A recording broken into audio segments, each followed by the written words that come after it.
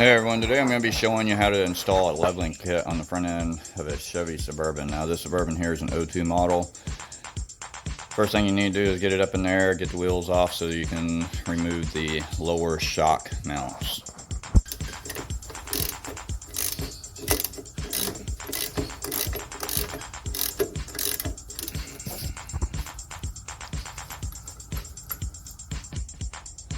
Now you need to remove the lower shock bolt.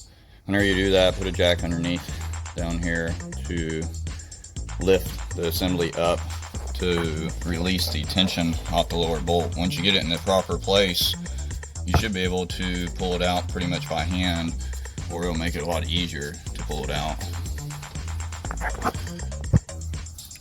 So now that you got the shock off to the side, you're ready to put on your extender.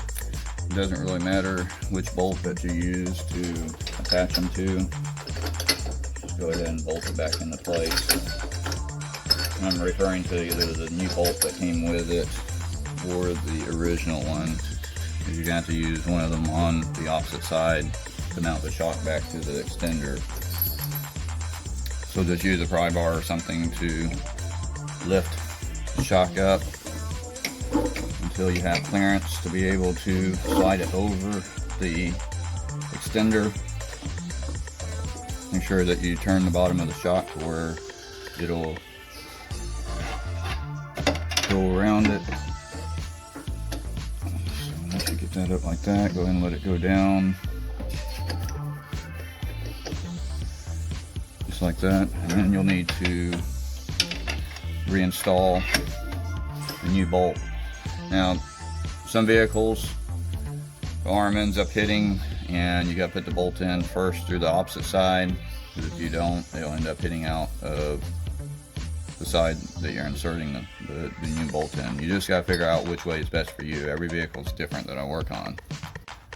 So after I've checked this one, I see that it looks like the bolt's going to stick out too far. It's going to hit the bump stop pad on the back side if it happens to flex a little bit. So I'm going to go ahead and pull this back out, lift the shock out of the way a little bit. So you may need to remove the bolt out of the lower extender bracket, bring it up a little bit in order to get the new bolt in from the outside.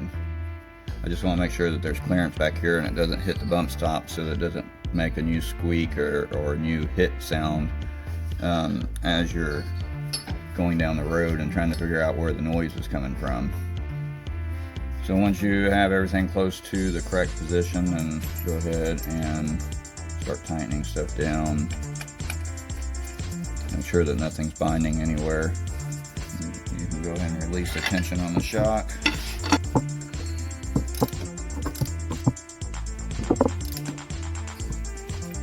You'll probably squeeze the bottom of the shock a little bit to account for the space on the extender. You do want it to be pretty snug, because if it's not, this will make a racket going down the road, a knocking noise or popping. But right there you've extended the front shock. So now you'll go do the other opposite side. They're both pretty much identical installations on the left and the right side, so we'll go ahead and start doing the torsion bar keys now. So here's the new torsion keys. You'll need to release the tension bolts. Just putting pressure on these underneath. So underneath you'll see your factory torsion keys right here, and there's the adjustment right there. It's the same on both sides. You'll need to release the tension on your torsion keys or your torsion bars. So if you don't have a tension release tool, then one of these works, a big C-clamp. So put the big C-clamp up in there, just put it, lighten it up, get it up over the top of the cross member, and then on the side that you tighten it up, go ahead and tighten it up on this side, screw it in, tighten it up right there. Once it's tightened up enough to remove the key right here, you can see how it became loose. Go ahead and take that bolt out, lift up on that key, and slide it out. Now if you don't get it enough, you'll have to keep tightening it until you have enough room. Hopefully you have a big enough of a C-clamp to do it. Once it gives you enough room, you'll be able to slide the keyway out just like that. And now you're ready to release the tension on your C-clamp. So once you've released the preload on it and gotten the key out of the way, then this will be, the torsion bar will be completely loose. You should be able to slide this forward a little bit. Now usually these have dirt and everything else in there, so they don't come out right away, but you should be able to rock that torsion bar front to back out of the front lower control arm up front. So you'll need to rock it and try to break the debris loose right here, and just try to you know, break it loose of the torsion key, get it out of there. You'll just need to keep hitting it forward until it breaks loose.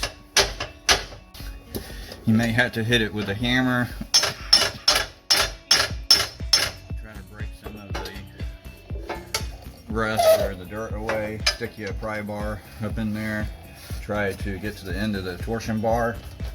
Okay, so just gotten the bar out. See how it's all the way forward. Keep the orientation the same. Whenever you lower the key down, have your new one ready to go up in there.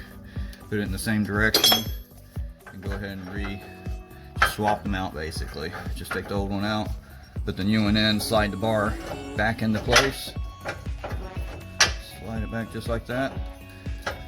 And now you've just changed out that, and now it's just reversing the process of putting it all back together. Now if you're not able to get the old one out, then you have to use whatever means. You might have to let the cross member loose, remove the bolts to give you more room to work with to get it down. Just do whatever you have to do to get it loose. Now putting in the new one is a little bit more difficult as far as tightening it up. You have to get your C-clamp if you don't have the torsion key preload tool, which these new keys right here, you can see where it has two different points, one to lift and then one to put the original keyway back in. But you'll have to put the C-clamp back on here and tighten that up. Hopefully your C-clamp is strong, because you're going to be preloading it with the lift on it at this point. So let's go ahead and get it up there. You can see I'm having to let the C-clamp out quite a bit just to get it to go up there. And then we will go ahead and start tightening it up right there.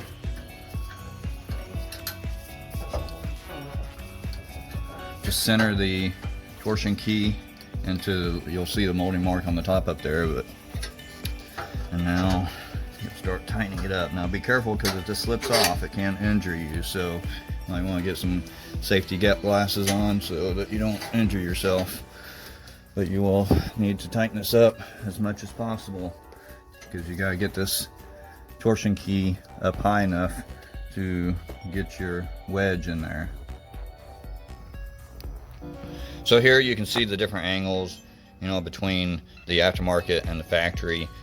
This is how it lifts it. You can see how much further up this is from the center line whenever it's being compared to the new one. But this one's so much higher. Whenever you're lifting it, it twists the suspension. Whenever you're screwing in the screw, it does push this upward and twist the suspension. But now you have this one that is quite a bit lower, so it's already up higher than whenever this one's lifted all the way. So whenever you end up lifting this one more, you can see that the angle of the torsion bar will be twisted quite a bit more, which keeps that lift up more, keeps the suspension tighter on the front end. They're both basically the same. Once you get them in, then you can start working on the back side. You've just completed putting the new torsion bar keys in the front.